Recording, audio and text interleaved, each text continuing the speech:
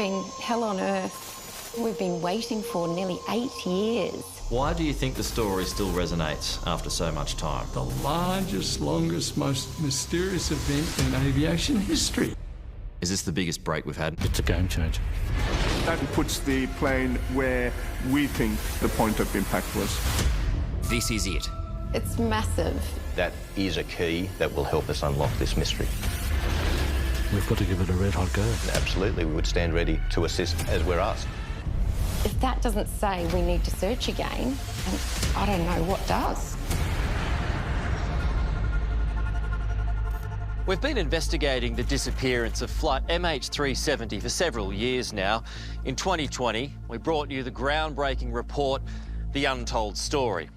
Now, nearly 8 years after it went missing, there's been another breakthrough, and potentially a major one: the precise location of the aircraft.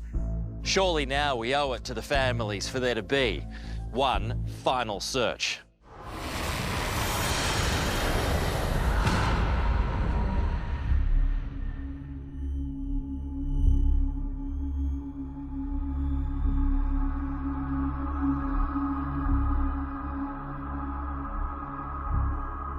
It's overwhelming to think that something so simple could actually solve this mystery nearly 8 years on.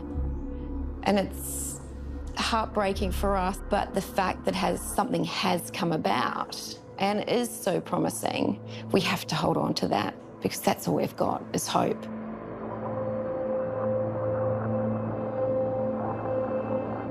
Why do you think it's so important, Mike, to find it, to go again? If for nothing else, for the next of kin, we need to put this to bed. The only reason to keep looking is to find the flight recorder. An aircraft has gone missing and we don't know why.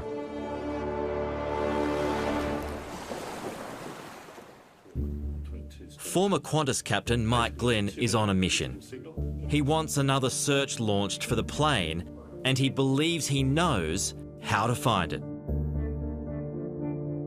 WSPR Whisper, yeah. may help us discover where MH370 is. There's a good chance, yes. I think so.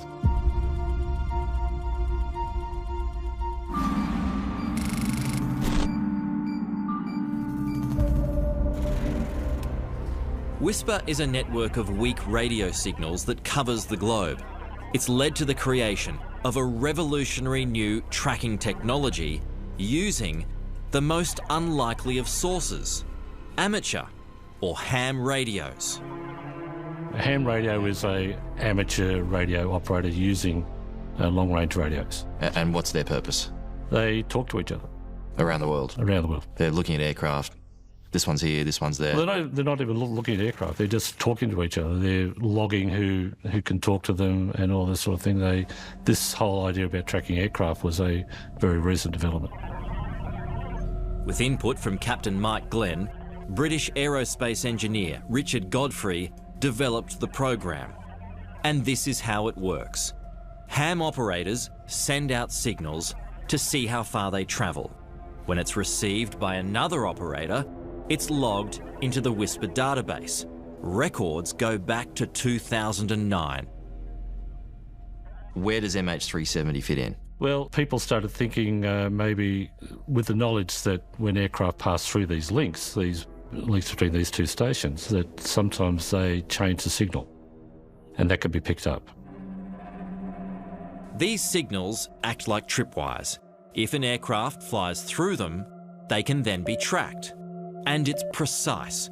The signals are sent out every 2 minutes. This has now led to a much more detailed flight path for MH370, and more importantly, its final resting place. It's the biggest breakthrough for a long time, right? It's massive. It's massive. And look, it's something we've been waiting for nearly 8 years. And, you know, there has been a hiatus with COVID, and which we understand, but it's also given, you know, these experts time to go back, sit down, run the numbers. You know, it's connect the dots at this point. It really just blew my mind. It was have we found it? This is it. This is what we need.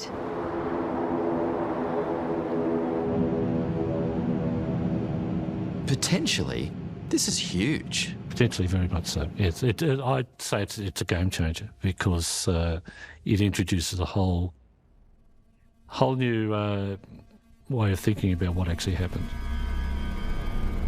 To understand what happened, we need to go back to the beginning, to the launch pad of our investigation into MH370.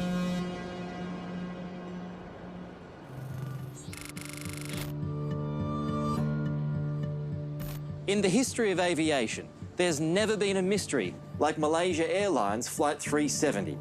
It's so significant that that flight number, MH370, is known by most people. It was a modern passenger aircraft that took off from this runway in Kuala Lumpur on the 8th of March 2014 and simply vanished from the radars with its pilots, its crew and its passengers on board. Even today, no one knows where it is, but much more is known about what happened, the alleged cover-ups, the investigative failures, and the possible motives of a pilot in command.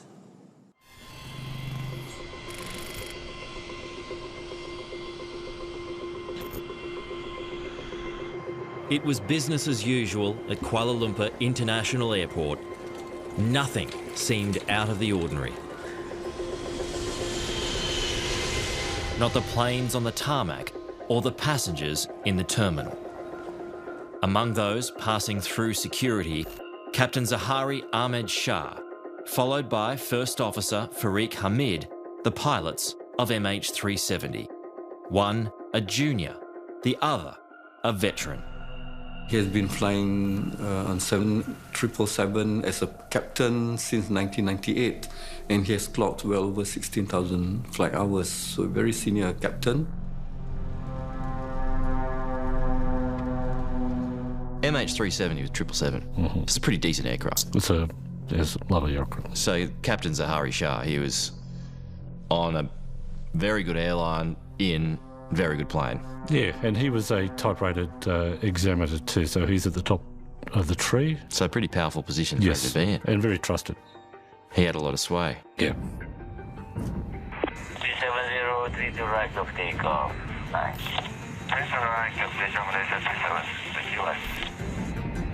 At 12:42 in the morning, local time, Malaysia Airlines Flight 370 left the runway.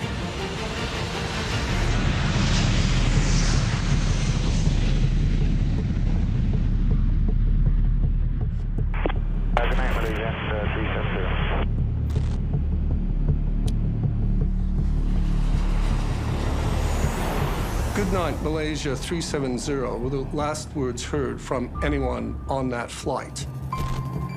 And at the same time, the plane disappeared from radar screens. The aircraft was supposed to land in Beijing at 6:30 a.m. So were you still hoping that MH370 would still arrive in Beijing? Yes. 6:30 a.m. in Beijing, when the plane should have landed, delayed, flashed on the arrivals board. Panic sets in. The last point of contact was over the South China Sea, so that's where a search was launched. Heard about the disappearance about 15 hours after it happened. I was up in Bangkok at the time. Mike Glenn was flying back to Australia just after MH370 went missing. His flight took him over the South China Sea. When I got there, there is a feature of the Gulf of Thailand where there are fishing boats, the entire length of the Gulf of Thailand. And you can see them at night time. It's one of the great sights in aviation. There's just this vast number of fishing boats there, and I'm going, there's no way an aircraft could crash here without being seen. There's absolutely no chance. 239 lives feared lost, including 6 Australian. Australia's Prime Minister at the time was Tony Abbott. I rang the Malaysian Prime Minister and I offered Australian assistance. At that stage, we thought that the plane had disappeared somewhere in the South China Sea. But MH370 wasn't in the South China Sea. Primary radar records and Air Force data reveal when communication was lost, the plane turns back to Malaysia and flies for several more hours. We are reassessing the redeployment of our assets. When MH370 crosses from Malaysian to Vietnamese airspace, there's a catalogue of errors by air traffic controllers from both countries. At the same time, the plane's communications equipment was turned off. That means you're not visible on civilian radar. And essentially, if you're not visible on civilian radar, nobody can see where you are. Data showed once the plane flew across the Malay Peninsula, it turned around the island of Penang, headed up the Malacca Strait and across the Andaman Sea. It was even seen on military radar, but no one acts. They had the opportunity when the Malaysian military tracked this plane for an hour. They did not scramble a jet to go and see what was going on. They could have saved us 8 years of pain and suffering. They didn't do that. I think the initial response by the Malaysian government was, shall we say, it took them a while to get organised. There is this system which not even pilots knew about until MH370, which is that although he turned off all these systems he could turn off, there's one which emits via satellite data from engine performance. And the way it works is that, in this case, about every hour, there's a satellite handshake. The aircraft will send a signal to the satellite with data on it, and the satellite will respond, but then transfer that data to a ground station. In this case, it was actually in Perth in Western Australia. Every hour MH370 is flying, satellites pick up an automated ping from the engines. So the plane is clocked until one final handshake on what's known as the 7th arc. That 7th handshake produced a band, which is an arc, and that's where the science suggests the aircraft would be somewhere on that arc, but we don't know where on the arc.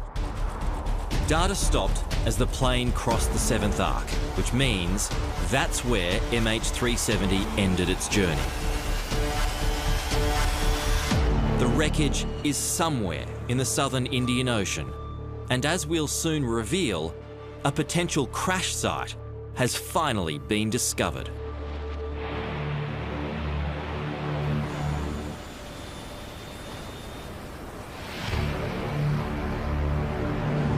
If there is anything down there, we will find it. We owe it to the families of those people to do no less.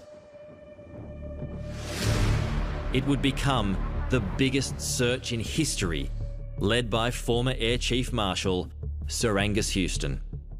Here's this jet, on the most reliable jets flying, 777.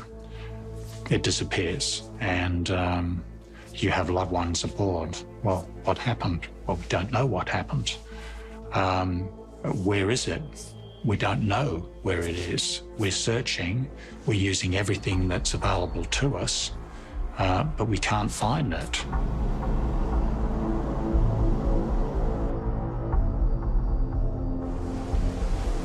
Wouldn't it be extraordinary if, after all this time, after all the money that's been spent, after the biggest search in history, that it was a bloke with a ham radio who might have found it? Oh gosh, I know, and I think about that, and it's just been hell on earth living in this, surreal world of this plane going missing.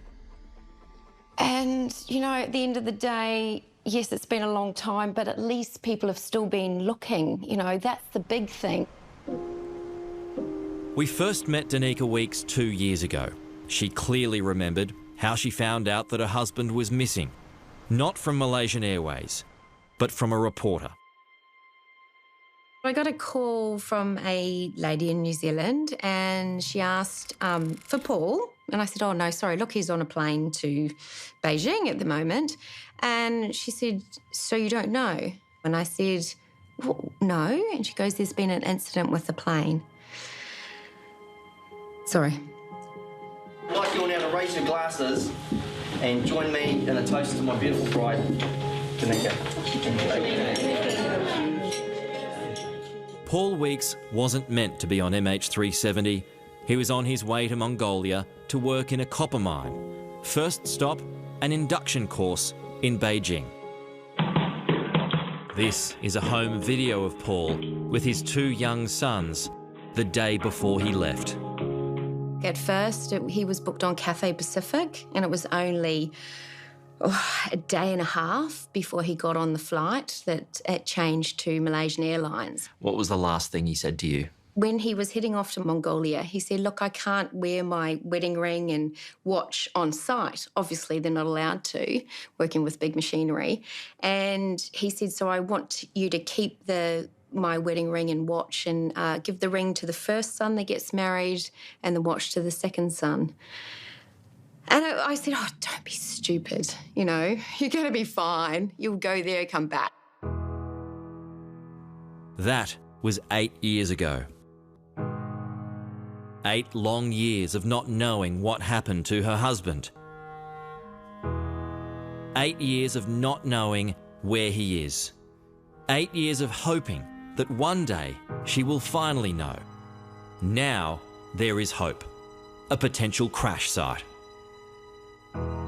We've spoken about this in the past, haven't we? These kind of moments of false hope that come along the way where, oh, maybe it's found, no, it's not found. Maybe it's found, no, it's not found. And here we are again. So how does this one compare? Well, yes, along the way we have, you know, been through so much, and it's been a real roller coaster of hope and dashed hopes. And so I made sure that I read through this and understood it before I put any energy into it. And everything I've read is just so amazing. And it's just what we've wanted. I get goosebumps. I'm excited. I know it's crazy to say, but we've just never felt so close. And the time has been there to really get this information and you know, trace this plane. And I feel that this is it. I feel this is it. Coming up. When you ditch a 175-ton airplane, that's a massive impact. The plane most likely would have flown further south. Are you inclined to believe that? There is credence to this new theory. He must have been talking with someone. It's just a complete cover-up.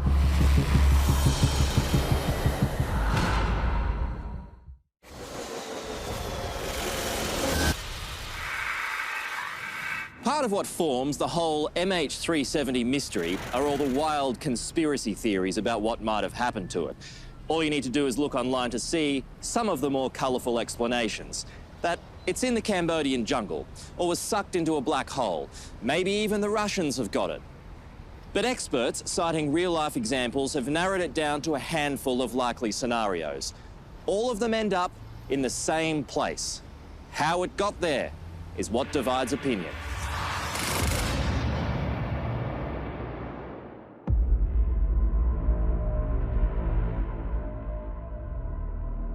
My theory is what's always been is that it was the captain who was responsible. It was done probably as a political protest. Captain Zahari Ahmed Shah was politically active and a distant relative of Anwar Ibrahim, the country's opposition leader, who was convicted of sodomy a day before the doomed flight. He was said to be quite upset by that verdict. Now, he was active in the party, but again, there's no claim of responsibility in any of this. But that's one lead. Again, would it be enough for him to take such drastic action without saying he did it? Difficult to say. If you go through Zahari's Facebook posts, very politically active, very anti-government, so there's a case to be made there. Captain Zaharie was a 53-year-old pilot with 18,000 flying hours. He was a married father of 3 adult children and a grandfather, known as Ari to his friends and Uncle Ari to his many nieces and nephews. Hi everyone, this is a YouTube video that I made as a community service. In his downtime, Captain Zaharie also made videos for his own YouTube channel. In the background here is his home flight simulator. Is it possible that he hijacked the plane and killed those people? I absolutely don't agree with that. Why? I don't see him as a person who could do that. But the just-released whisper tracking of the plane suggests otherwise. Using ham radio signals to detail MH370's flight path, it raises the possibility that politics may have been involved in the plane's disappearance. So he's come up, followed the coast of Sumatra, the east coast and the north coast, down the west coast of Sumatra, and this is the really interesting thing. That is a holding point or a holding pattern. According to the Whisper flight path, at 12 minutes past 3 in the morning, 2.5 hours after takeoff, MH370 went into a holding pattern. How can you tell that? Because there's a loop of the shape. Yeah, if you see it larger. Wow. So it's a 22-minute holding pattern. Wow. There's no reason to do that. And you have to be manned to do that. Normal aviation, you would think so, yeah. There's been a holding pattern that's basically accounted for some 22 minutes of flying. Yes. Which would take it off the previous endpoint. Reduce the distance it could go south. And this is all according to Whisper. Yes. Only the plane's flight recorder will tell us if MH370 did go into a holding pattern. What do you think was going on for those 22 minutes? Possible negotiation between maybe someone on the ground acting in concert with Captain Zaharie, who I believe was responsible. And I think you've got to take into account that his political hero, Anwar Ibrahim, was locked up 5 hours before they left. If I had to speculate, I would say there's a negotiation going on there. You have a new election, you resign, telling maybe Najib that he needs to resign. So that's a possibility. The data points on the Whisper technology that's come through shows that there was a 22-minute holding pattern that was undertaken by the plane. How did you react to that? It was overwhelming, really, because what were they doing in that 22 minutes? And was there negotiations with the pilot? We should be told about it. We should know what happened in those 22 minutes. Were the passengers even alive then? Maybe they were, maybe they weren't. Who knows? Was there an onboard fight with the pilots and the passengers? Was it another September 11th? I don't know. But 22 minutes is a long time to be going around in circles. He must have been talking with someone. It's just a complete cover-up. If that holding pattern was not there, let's say, the plane most likely would have flown further south. So that holding pattern actually then puts the plane where we think, from the oceanographic evidence, where the point of impact was.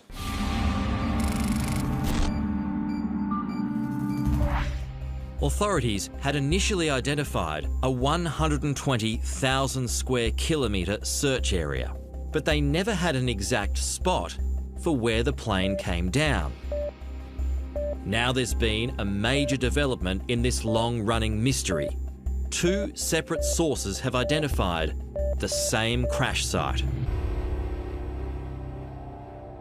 a precise location, 33.177 degrees south, 95.300 degrees east. Are you inclined to believe that, or have you got another point in mind? I've seen no reason to disbelieve it. Whisper. Is this the biggest break we've had in a while? It's the only game in town. It really is. There's nothing else happening. I think it's been shown from the tests that we did that it can be used for this, and I think we've got to give it a red-hot go. The potential search site is actually not that big. It could be done in a few weeks. How does it affect the eventual crash site? It brings it further north, and it brings it to the area that Professor Charry of the University of Western Australia said should be looked at. That professor was on the money. Yes. From the early days. Very much so. Charry Pattiarachchi is one of the world's leading oceanographers. He's also a professor at the University of Western Australia. Analysing ocean currents and drift patterns, Professor Charry has come up with a crash site that is nearly identical to the Whisper coordinates. So, Professor, after all this time, when it comes to where the wreckage of MH370 is, you might have been right all along. Well, we have been right all the way wrong. We were right to say where the debris may end up in the flaperon. We were the first people to tell where that debris would end up in. So we were right there, and then we were right again now.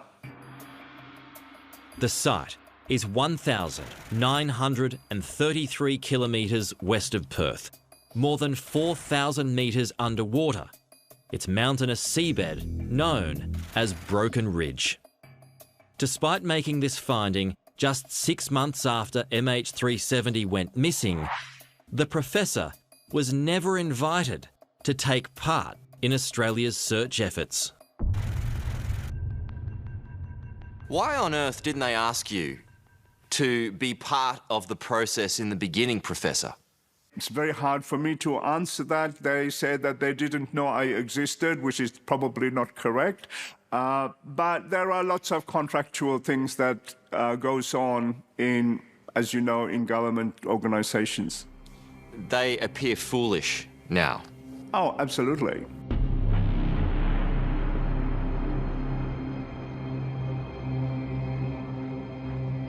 That was, I think, the turning point for me when I realised that it was in the same spot that he had identified many years ago.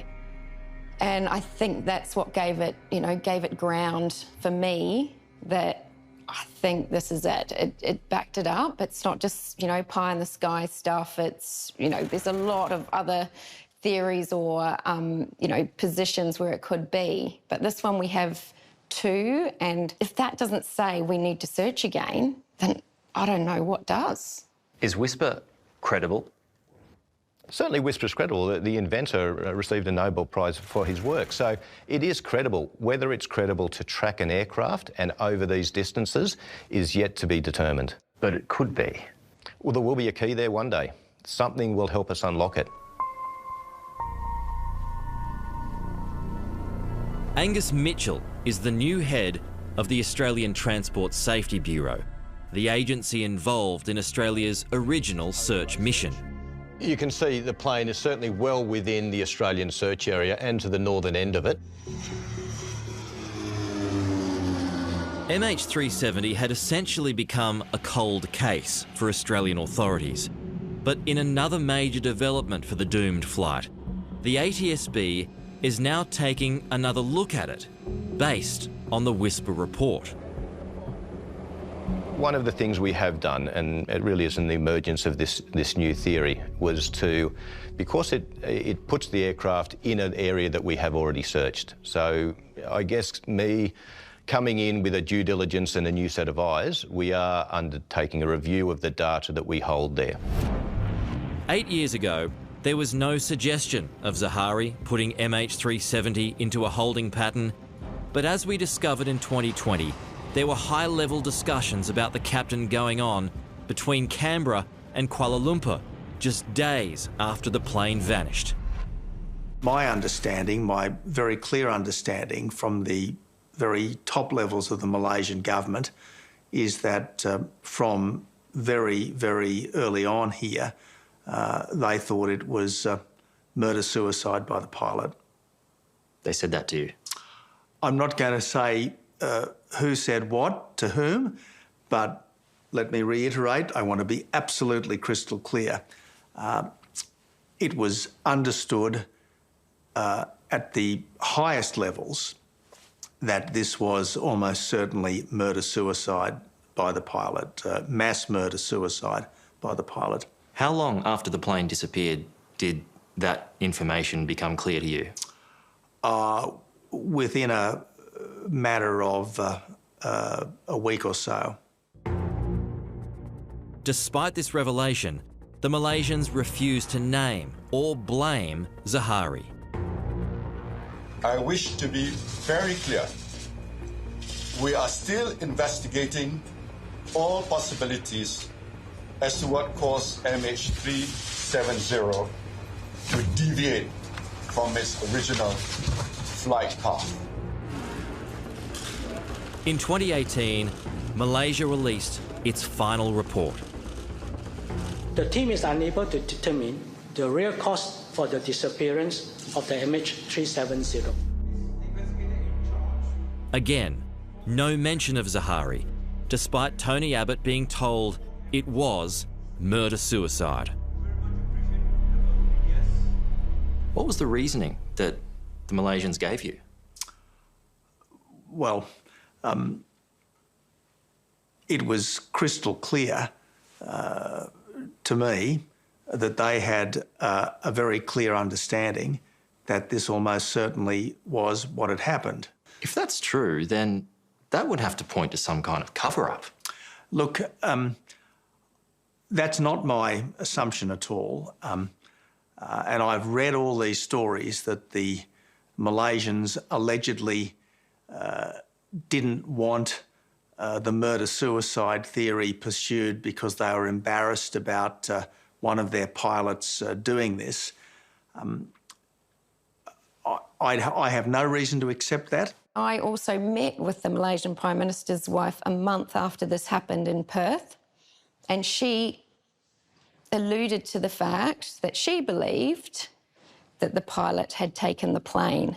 Now, I got threats on Facebook about how dare you say that, that didn't happen, you know, you're putting words in her mouth. And then for our Prime Minister to come in and say he knew, I was fuming, absolutely fuming. Because what were we waiting for? What were we hanging our hearts out on every day? Every day we'd wake up saying, is today the day they're going to find them? And here's the Prime Minister sitting there knowing, and the Malaysian government knowing, that it was a murder-suicide by the pilot. So what was it all for? Do you still have that feeling when you wake up in the morning? Is today the day they find them? No, not so much now, because we're not searching. But it's more of, are they going to find a spot to search again that's going to be enough to push the Malaysian government to search again? In the 8 years since they went missing, there's been just one certainty about the fate of the 239 passengers and crew. It's the debris from the plane that's been found washed ashore, a sad testament to a tragic end for flight MH370.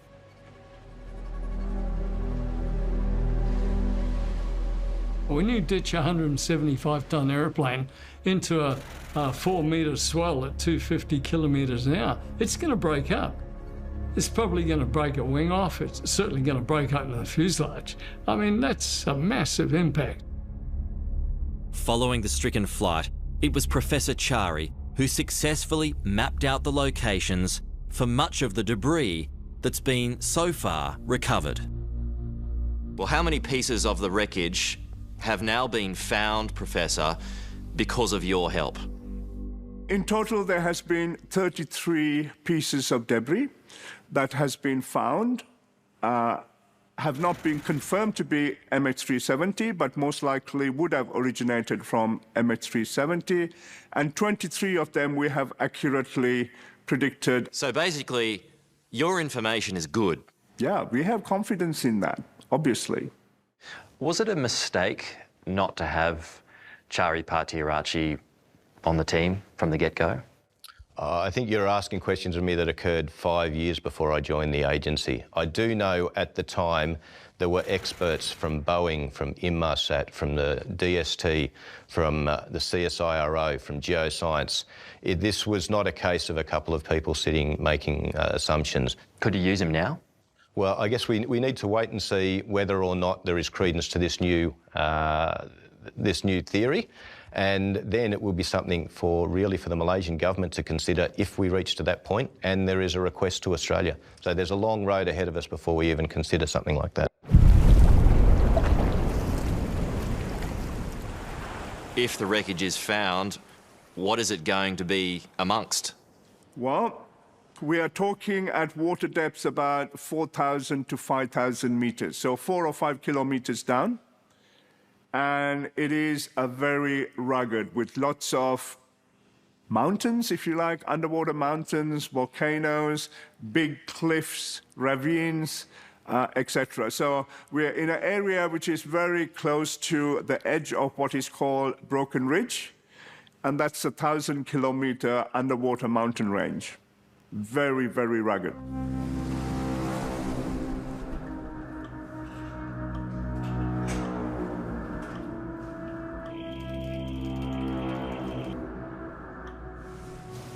What goes through your mind when you think that Paul might be in amongst all of that, his remains? Look, over the years, I really hope to be able to bring him home and have something, to bring home for us. I'm just happy now after 8 years to know where he is. That would bring me some peace, because there is no peace. So just to know that he is in this spot, whether we recover the plane or not, we just need to know. Finding something and knowing where they are will give us a step towards that peace. Coming up. It was a considerable search zone. It's the largest in history. And what that's proved is where the aircraft is not. We know the truth. They knew what they were telling the press very early on was incorrect. In your heart of hearts, do you think it will be found? I do think it will be found.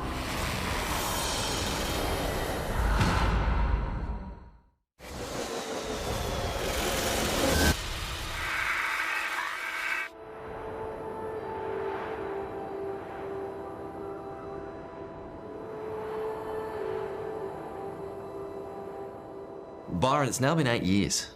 Yeah. Can you believe that? And we're still no closer to the truth now. Well, we are. We know the truth. It's not a mystery. That's your truth. No. If the Malaysian Prime Minister tells the Australian Prime Minister 4 days after the event that it was murder-suicide, and that ties into all the evidence, the deleted practice flight plan, that's the truth, not some theory.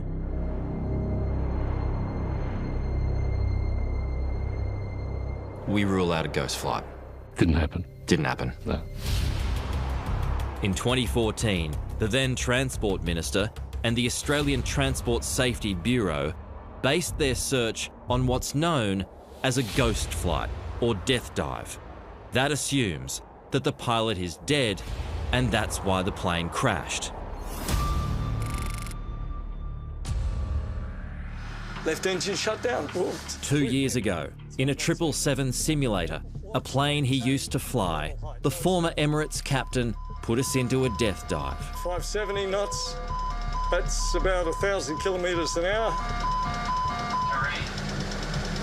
This is going to hurt. The plane's design meant it would corkscrew, increasing speed until it plunged into the ocean. So you can see the sea coming up. Oh, I hate the visuals. That's it. So that's a big crash. horrendous. You would have exploded into millions of bits. To this day, Byron Bailey maintains the search zone was wrong. That's because he says it wasn't a death dive. Instead, he believes Captain Zaharie was alive and glided the plane as far as possible south. That puts Byron's crash site below the search zone. All the evidence points to the fact it was ditched. And I'm sure the captain, brilliant captain as he was, brilliant pilot, was trying to ditch the aircraft in as far south, remote location as possible. My concern in this case, for those who say that the aircraft crashed in a so-called ghosted flight, they made up their minds near the start that this occurred. So they're looking for supporting evidence all the way along the line to collaborate that part. Sometimes it's convenient to turn your back on something as far as governments are concerned. What are you referring to there? Countries are very protective about their own organisations, airlines, reputations, etc.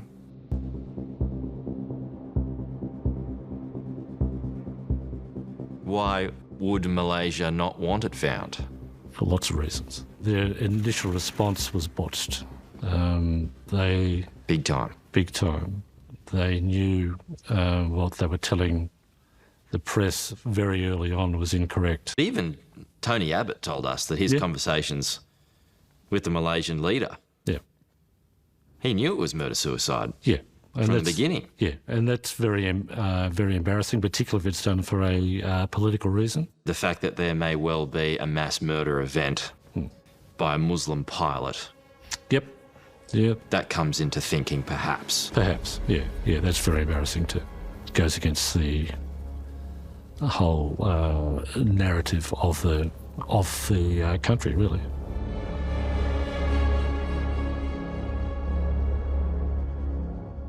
Has your theory changed at all over the years? No. Not even a little bit? No. We're in cruise at 39,000 feet. Back in 2020, Byron showed me what he thinks happened to MH370. Hello, engine's running now. Looks like we have flamed out. Byron believes Zaharie was still alive and still in control of MH370 right to the end.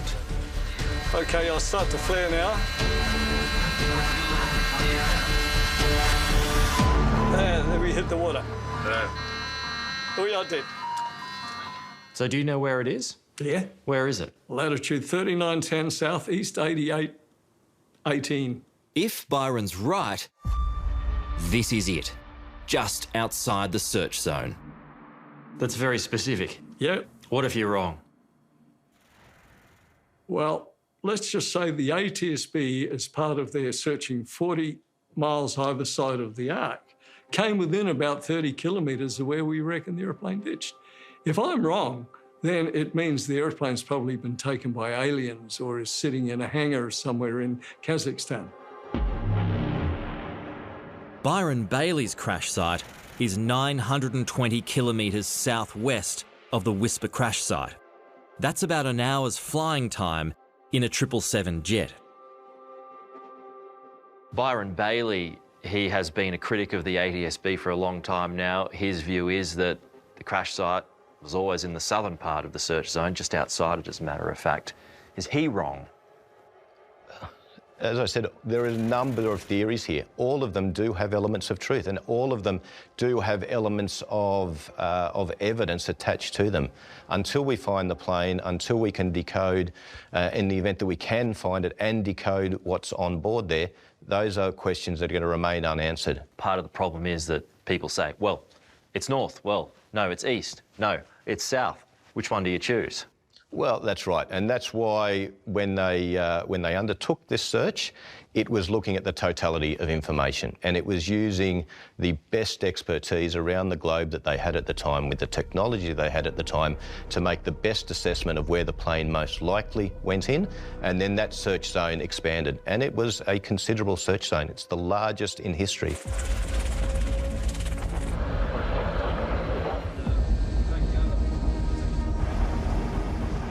And they've already searched 250,000 square kilometres over 4 years, and what that's proved is where the aircraft is not.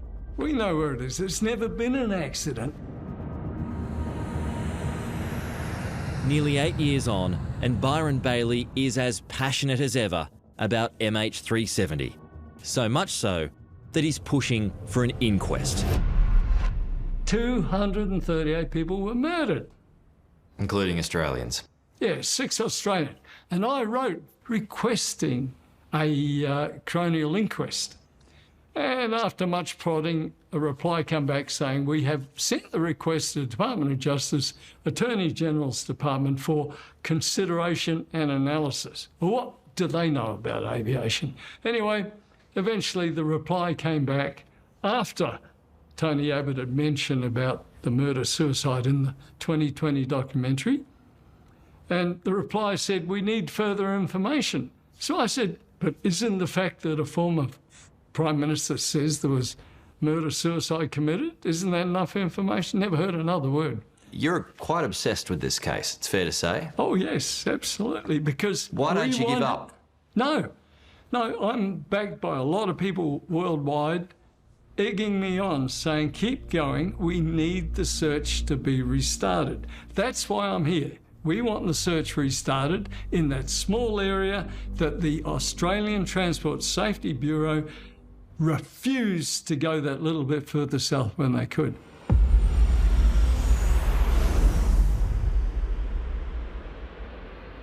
Okay, so just track the rest of the journey after the 22-minute holding pattern. The Whisper flight path also reveals another possibility about the intentions of Zahari. It shows that at one stage, MH370 was headed towards Geraldton in Western Australia. This may fit in with other narratives, that maybe the aircraft they were thinking of going to Australia, land there and request maybe political asylum. So this point here is where the aircraft is tracking direct to a point that was found on Captain Zahari's simulator.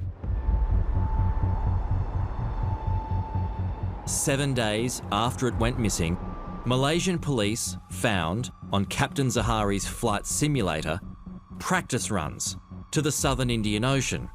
This just 1 month before the doomed flight. The discovery wasn't made public until it was leaked 18 months later. Now, the significance of that is that there's nowhere to land anywhere near where that track took it at the end. There are no islands, there's nothing. And so by practicing that flight on his flight simulator, he was practicing what could only be a suicide murder flight. And in a sad postscript to the MH370 mystery, in 2020, Ian Higgins also went missing. The author and journalist with the Australian newspaper hasn't been seen since. It's believed there are no suspicious circumstances.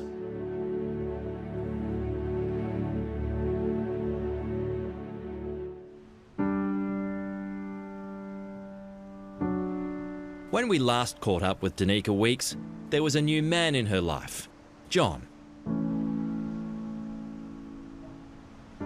So, John, bits happened since we last spoke. Got married, how's it all going? Good, yep. No dramas yet? Of course, no. Always dramas, but we've always come back together. That's good. Yeah. As Danica told us back then, and as she'll tell you now, John is her rock. You've watched the journey and continue to watch the journey, the mental journey, I mean. Does it get easier at all? No. Still there? Yeah. It's still there? Of course it is, yeah. It's not just Danica's journey, it's the boys too. That's the big thing for me is we've got 2 young boys that are becoming men that haven't realised yet exactly the weight of what is coming towards them.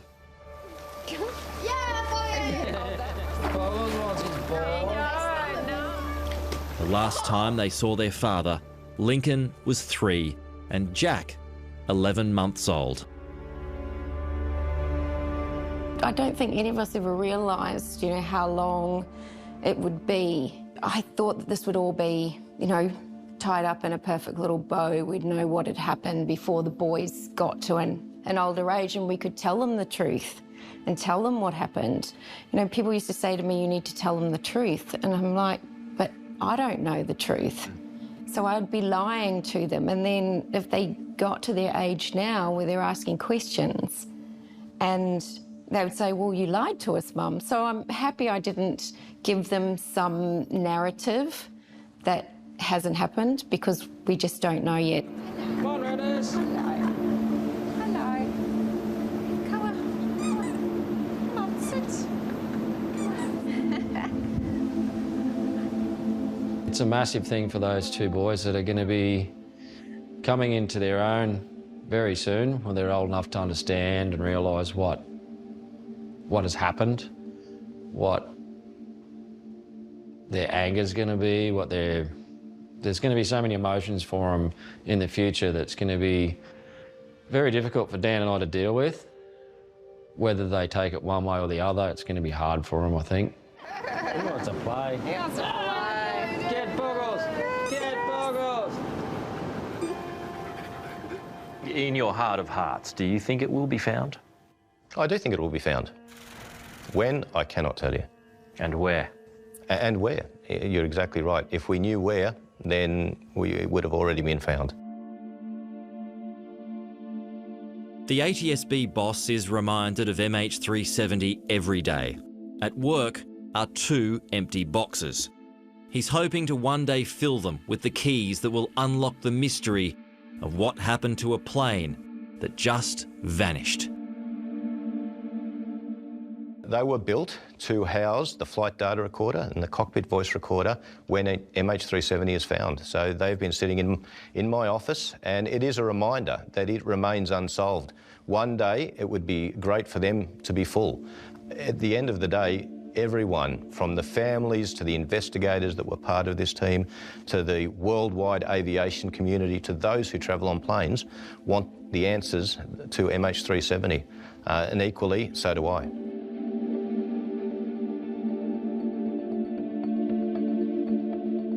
You know, this worst part about this is the not knowing. It's the not knowing, you know, what happened. You run so many scenarios through your brain. There's been so many theories, you know, but they are somewhere. We just need to know so we can get some peace and we can bring our loved ones home and have our memorials and our funerals. And we're still stuck at March 8th. And it's just really horrible. It's a horrible place to be. It's like hell on earth.